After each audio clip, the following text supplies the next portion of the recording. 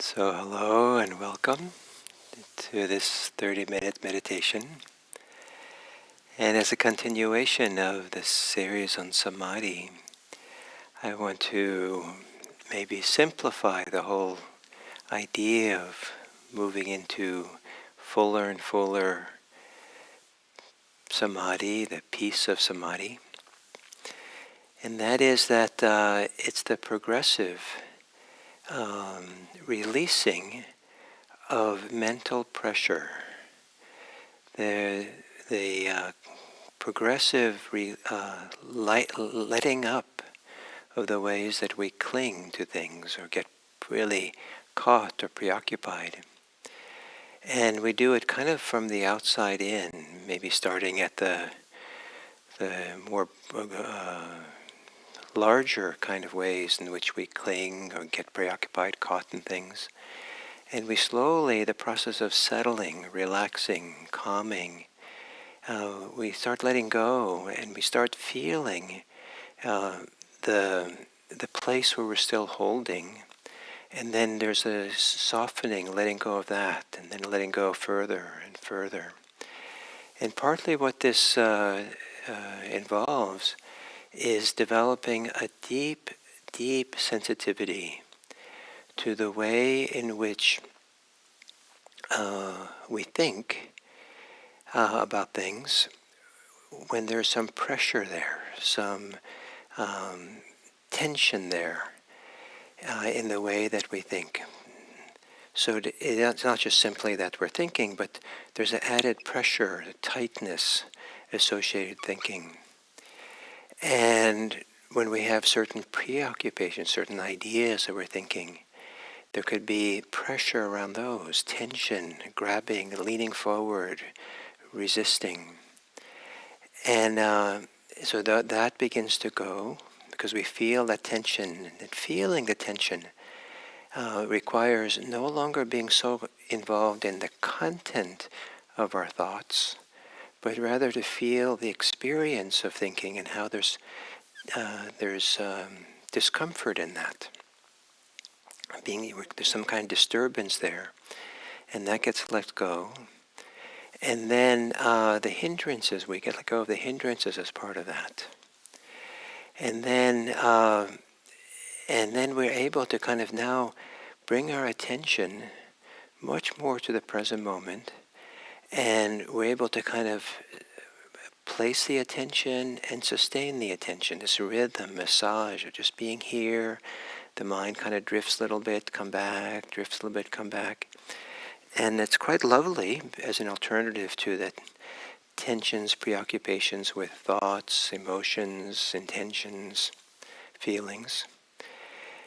And with time, we feel that even that involves some kind of little bit of kind of tension or pressure.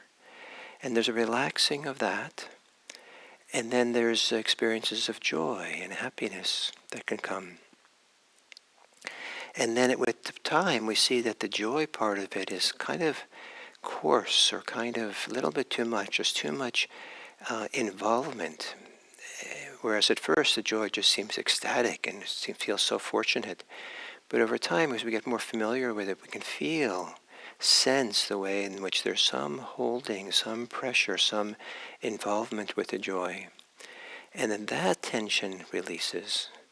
And then we're left with a happiness, a deep, sublime kind of feeling of well-being, meditative happiness.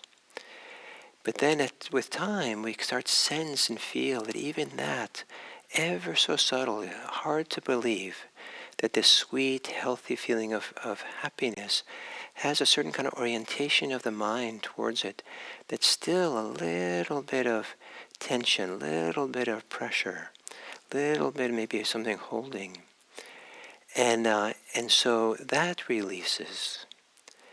And then we move into the fourth jhana, where there's really, we don't feel any pressure or tension whatsoever. It just feels peaceful. The absence of all pressure, all tension, all force of the mind, caughtness of the mind. And so it's a progressive stilling, quieting, calming of tension, tightness, pressure um, uh, that we become sensitive to, and then we let go. So, to assume a meditation posture, and the broadest beginning of relaxing is as you breathe, maybe with your eyes closed, to feel any tension, tightness, pressure in your body. And as you breathe, to feel that. And as you exhale, to relax the body.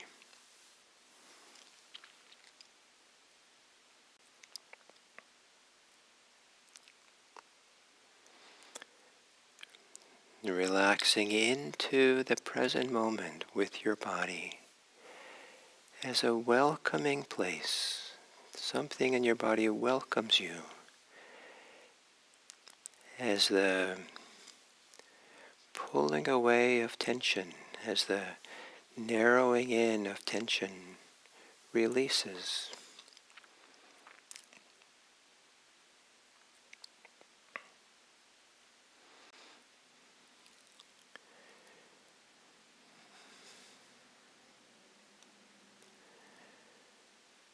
And then to feel the tensions in your mind, pressure, contraction. Doesn't matter what the tightness is about.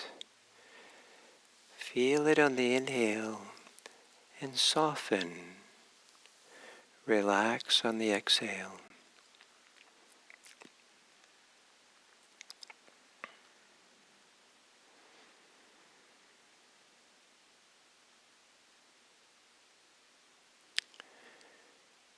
Relaxing in a way that allows attention to settle more deeply into the body, where the body welcomes attention, welcomes you.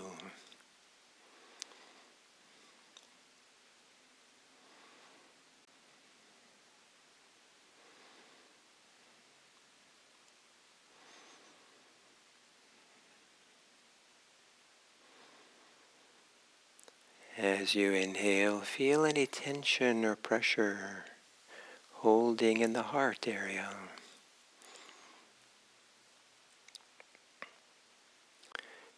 Feel it on the inhale. Soften around it, relax around it on the exhale.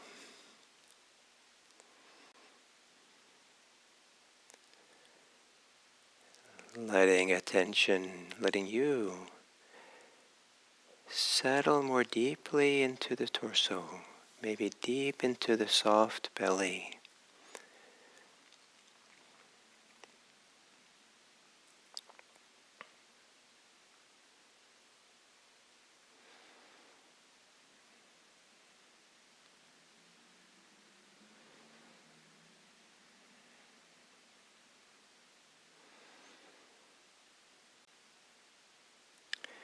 Noticing if there's any preoccupations, major concerns that you're thinking about.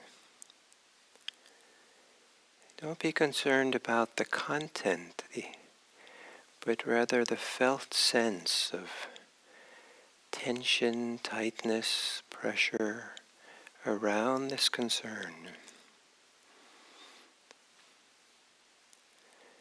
And as you exhale, soften, relax, settle.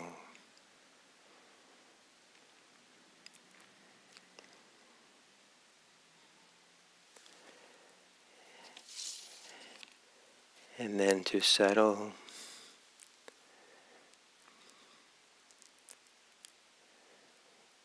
into the body breathing.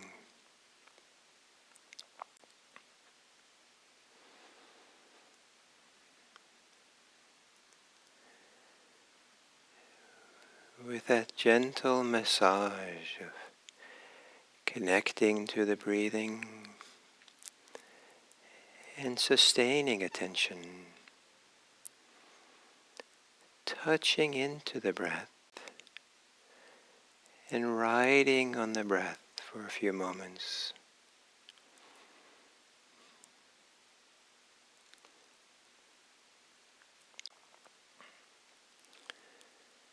A very gentle massage of breathing,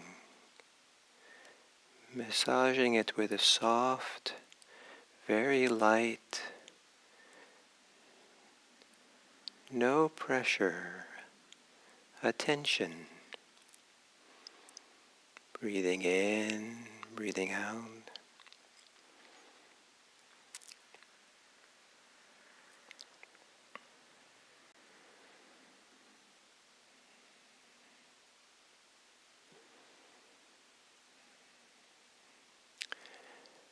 Maybe feeling the relief or joy, gladness, that you're less preoccupied than you were.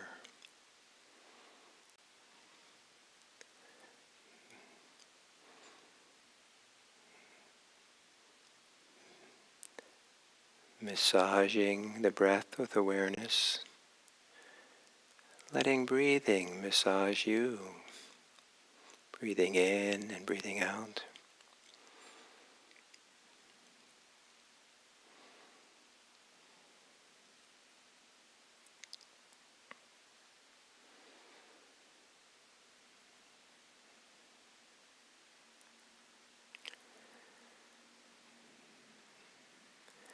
And perhaps some of the more subtle tightening or pressure can be softened by having a small half smile.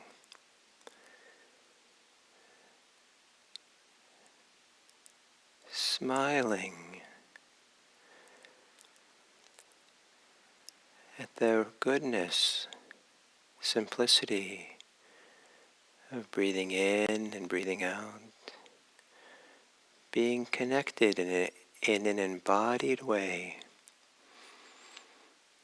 with oneself.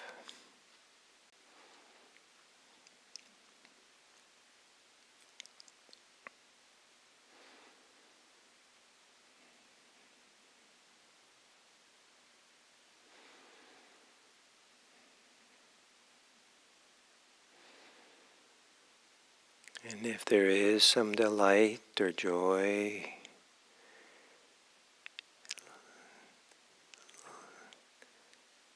allow the massage of breathing to suffuse that joy through the body.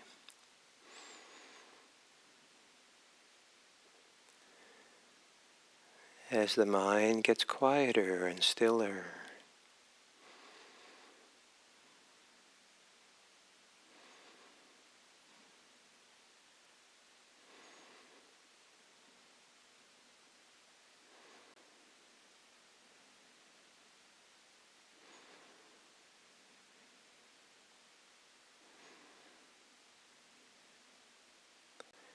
the fewer the thoughts, the more room there is in awareness to feel the goodness,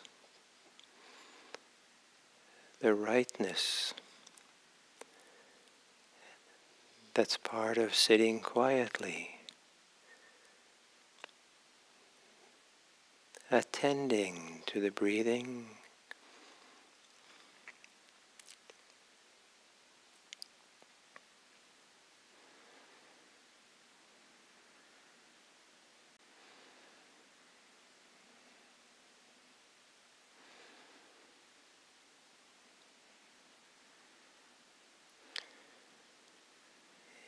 and then relaxing more, relaxing around the joy or the delight, the sense of relief,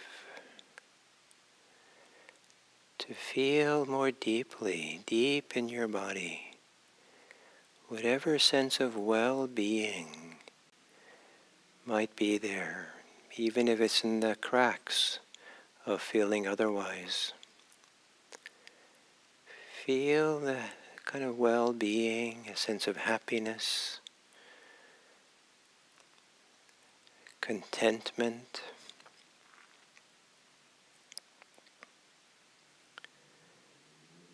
Letting the mind become quieter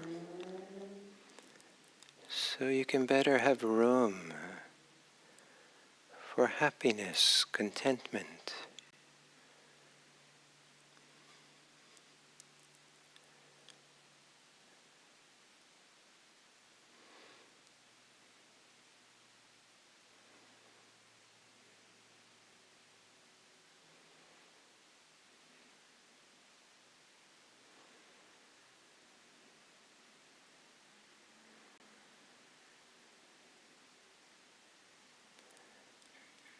And then deeper than happiness, deeper than contentment, is peace.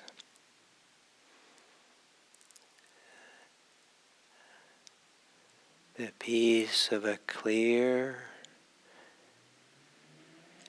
non-reactive mind,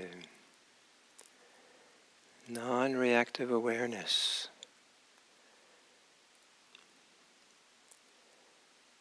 Letting go of happiness, contentment, and becoming centered on that part of your being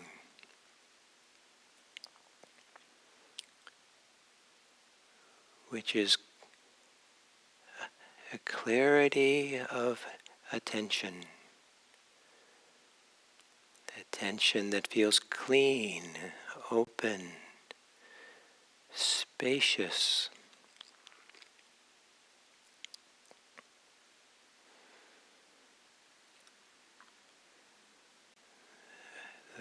That part of awareness, the heart of awareness, that has no pressure, no tension, nothing to do, nothing to be.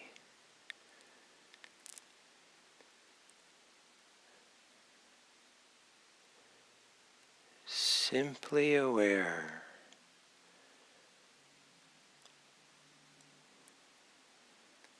As if awareness is a vast open space, undisturbed by anything.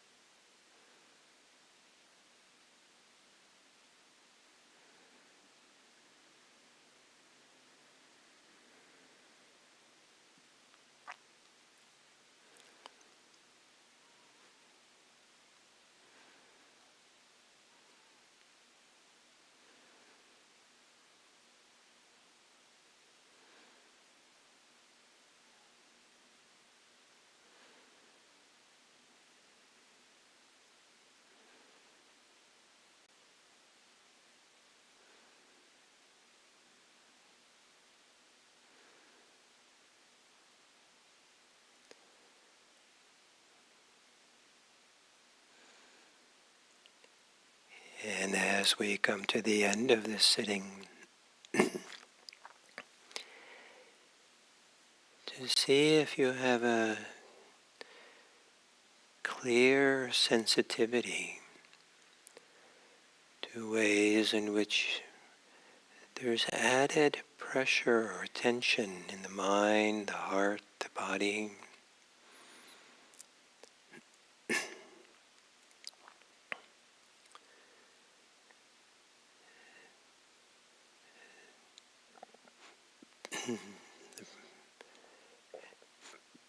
An activation of wanting and not wanting.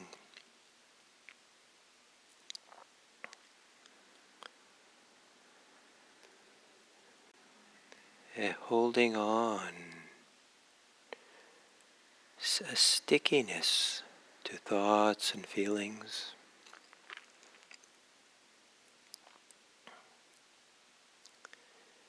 And even you can let it be the way it is, but appreciate that there is the possibility of not having any stickiness, any pressure, any activation, any holding. And that possibility exists together with your holding, surrounding it, underneath it, as a friendly, welcoming possibility. Yes, you can let go. You can release the pressures on the mind.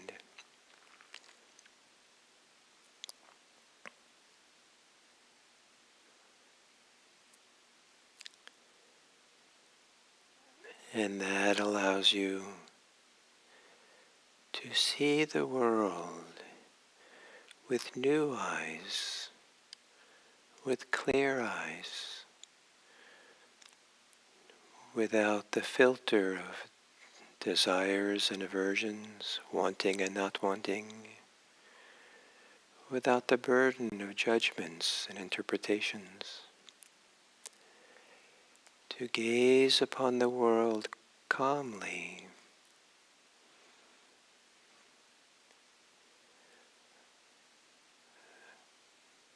with a friendly heart.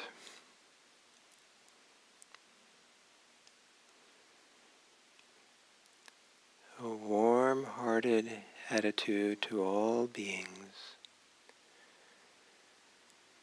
May all beings be happy. May all beings be safe. May all beings be peaceful. May all beings be free.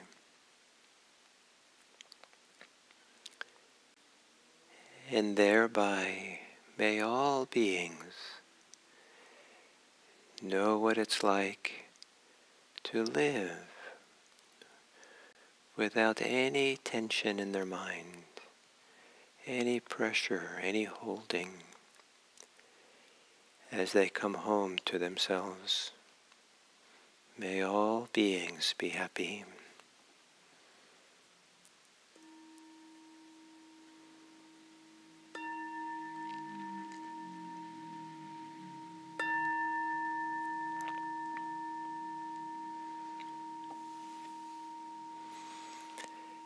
Thank you.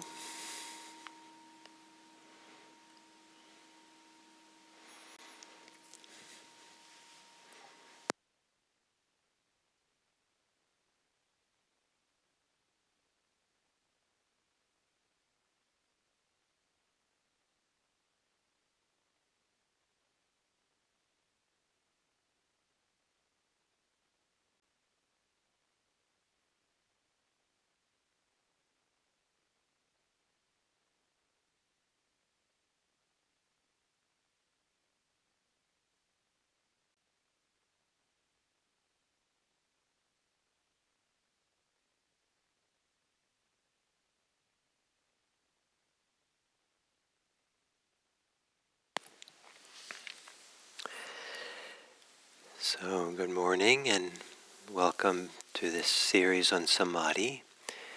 And I think we're now on the 58th talk, and discussing the fourth jhana.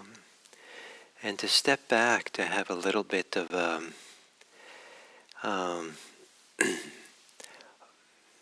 different orientation to understanding this whole process of Samadhi is that sometimes it's said to be a continuous process of letting go, that's what's required in attaining a deep Samadhi.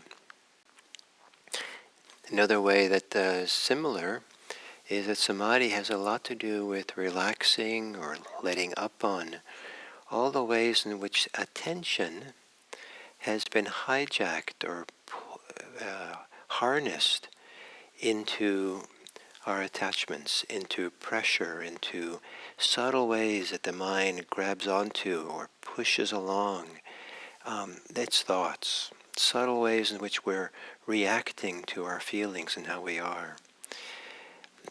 Subtle ways, maybe not so subtle ways, in which we're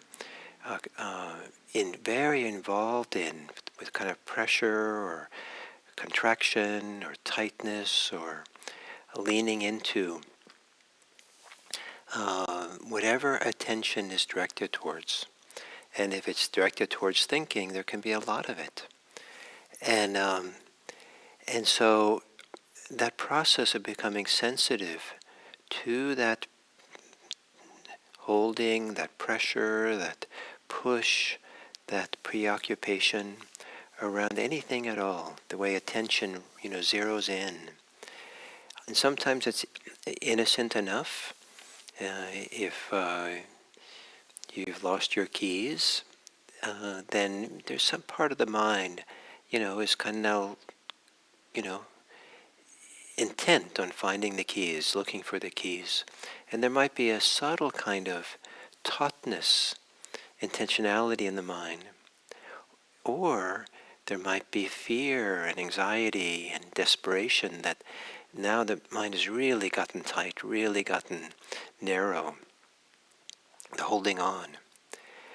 There can be a healthy tautness, healthy kind of engagement, or there can be all this extra stuff.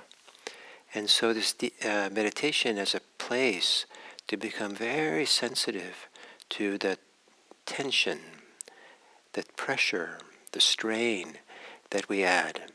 And sometimes it's pretty soft, so in ordinary mind states we don't see the tension. But as the mind gets quieter in meditation, we start noticing what wasn't noticed before, because now we're quiet enough to start feeling more deeply what's happening. We're not preoccupied, not caught up in the thoughts, ideas. And then we start feeling the cost, feeling the tightness, the tension, the strain. And then sometimes with mindfulness, just feeling it carefully is enough for it to begin to soften, dissolve. And the process of Samadhi, whether it's feeling the tension letting it dissolve, or whether it's staying on the breath, focusing on the breath, wholeheartedly, so the attention doesn't go into that tension, doesn't go into the preoccupations, and they kind of fade away on their own. Both are happening in Samadhi. And in one way or the other, the tensions of the mind are calming down and quieting. And when they quiet down enough that we really feel like we're in the present moment, we've arrived, and we're not leaving, we're just now at rest, at ease, it can start feeling like a delight. It can be a relief. It can be happiness. And so then we go further.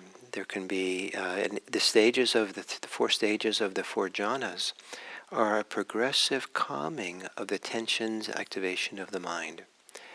And it's sometimes it's just enough to recognize the tension or the disturbance or the unnecessary activation that happens in each state. So in each jhana, if you hang out long enough, get to know it, suffuse it, fill it, really enter into it, then sooner or later your system, your will recognize, oh, this is where there's still some kind of tension. And that releases, and we can move into the next jhana, and the next jhana. And the third jhana, for some people, is the most satisfying in some ways because of the sublime happiness that's there. But even there, there's a kind of attention, a little bit of something extra, activation, that it feels so good to find that which is calmer still, more peaceful, which is the fourth jhana. And now, because the mind is not oriented towards anything, it's not oriented towards the happiness, gathered around for the happiness, there's no very little sense of the body going on. There's no pain and pleasure in the state. And sometimes breathing gets very, very quiet. Some people report that breathing seemingly stops because we don't experience any breathing in and out. And whether we are still breathing a little bit, or whether the need for oxygen is so diminished that there's some kind of cycling of oxygen and carbon dioxide in some kind of way that doesn't quite require active breathing. Exactly what's going on, we don't know. I don't know. But it can be quite. The first time I thought I stopped breathing, I was so deeply calm and peaceful and unpreoccupied by anything until I noticed I wasn't breathing. And then I gasped and said to myself, I'm going to die. And then I was, back up in my thinking mind.